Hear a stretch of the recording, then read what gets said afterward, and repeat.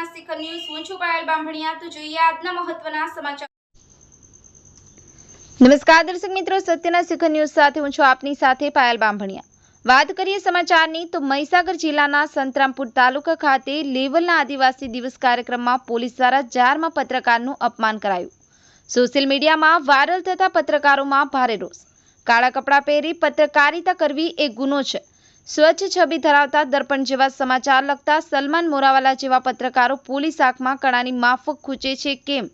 સંતરામપુરની police Salman Morawala પત્રકારને કયા અધિકારીના આદેશથી આદિવાસી દિવસના દિવસે 6 કલાક સુધી સંતરામપુર પોલીસ સ્ટેશનમાં ગેરકાયદેસર બંધક બનાવી રાખવામાં આવ્યો અને સલમાન મોરાવાલા પત્રકાર કાળા કપડાં પહેરી અને કવરેજ કરવા ગયા તો તે જ તેમનો ગુનો હતો।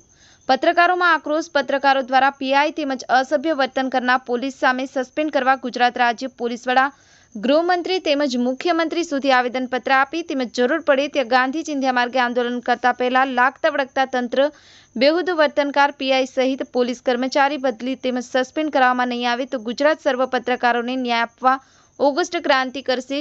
જુઓ આગલા અંકમાં। મોહમ્મદ શેખ, સત્યના શિખર ન્યૂઝ, મહીસાગર।